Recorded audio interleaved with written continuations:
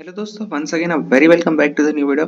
और जैसा कि आप अपने स्क्रीन के ऊपर पढ़ पा रहे होंगे, your previous year papers are the key of your success. अब यहाँ पर मैंने इससे पहले भी एक वीडियो में छोटा सा इंट्रोडक्टरी वीडियो बनाया था कि जिसके अंदर मैंने आपको बोला था कि फाइनल ईयर एग्जाम से पहले, फाइनल सेम एग्जाम से पहले ये सारी चीजें जरूर से कर लेना। और उसके अंदर मैंने सबसे पहला टॉपिक में ही यहाँ पर आपको गाइडेंस दिया था कि प्रीवियस ईयर पेपर्स। अब इसी के ऊपर मैं थोड़ा सा यहाँ पर ज्यादा गाइडेंस, ज्यादा इन डेप्थ वीडियो लेके आया हूँ। और ये रहने वाला है प्रीवियस ईयर पेपर्स के ऊपर ही, ठीक है। अब दोस्तों, यहाँ पर जीटीयू में हर साल आप देखोगे ना, तो सबसे पहले आप कोई भी एक सब्जेक्ट्स के पिछले 3 साल के पेपर चेक कर लेना, ठीक है। यहाँ पर आप 21 से स्टार्ट कर सकते हो। सबसे पहले आप 21 का पेपर यहाँ पर पढ़िए, उसके बाद यहाँ पर आप उसी सब्जेक्ट्स का 22 साल का पेपर पढ़िए और पिछले साल का 23rd ईयर का 2023 का यहाँ पर पेपर देखिए।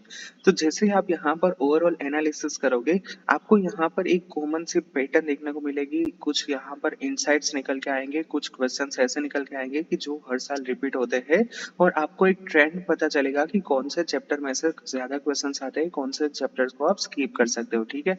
अब यहाँ पर इसका रीजन भी यही है कि मान लीजिए कि मैं हर साल, हर बार 10 सब्जेक्ट्स का ही, 10 चैप्टर का ही एग्जाम्पल आपको देता हूँ। मान लीजिए कि आपके कोई भी एक random subject basic mechanical engineering के अंदर 10 सब्जेक्ट्स आ रहे हैं, बट आपने यहाँ पर पिछले 3 साल के पेपर यहाँ पर पढ़े हैं 21, 22 और 23। तो यहाँ पर आपको ऐसा मालूम चला है कि चैप्टर नंबर 3 जो है उसमें से सिर्फ एक ही क्वेश्चन आता है और वो भी है 3 मार्क का। उसके बाद आपको पता चलेगा कि चैप्टर नंबर 4 में से कहीं पर भी, मतलब सिर्फ 2022 में ही एक क्वेश्चन था, 2021 और 23 में क्वेश्चन ही नहीं था। फिर चैप्टर नंबर 7 है, उसमें से हर साल एक एक क्वेश्चन तो रहता ही है 60 मार्क का।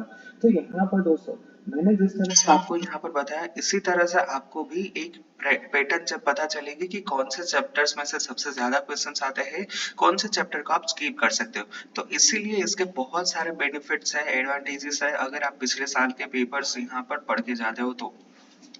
इसके अलावा दूसरा, आप यहाँ पर एक बात जरूर से नोटिस करोगे और वो चीज यहाँ पर ये रहने वाली है कि जब भी आप यहाँ पर पेपर पढ़ने जाओगे ना, एटलीस्ट यहाँ पर 2 सवाल तो ऐसे जरूर से निकलेंगे। दो तो मैं लिख के दे रहा हूँ कि 2 क्वेश्चंस जो 21 में थे वही 22 में रहेंगे और जो 22 में थे वही 23 में रहेंगे। तो फिर यहाँ पर आपको कुछ ऐसे क्वेश्चंस भी पता चलेंगे कि जो हर साल रिपीट होते हैं, यानी कि वही सारे वही थियरी रहती है, वही कंसेप्ट रहता है और वही क्वेश्चंस हर साल रिपीट होते हैं। तो ये क्वेश्चन को आपको डेफिनेटली करके जाना ही है, चाहे कुछ भी हो जाए। ये क्वेश्चंस को तो आपको डेफिनेटली करके जाना ही जाना है, ठीक है। तो ये बात हो गई second number of point. Now let's talk about third number of point, और वो है यहाँ पर टाइम मैनेजमेंट। जैसे आप यहाँ पर पेपर देखोगे ना, आपको पता चलेगा कि 21 का पेपर बहुत ही लेंथी था, 22 का कंपेयर में लेंथी नहीं था और 23 का बहुत ही शॉर्ट टाइम में खत्म हो जाए, ऐसा है।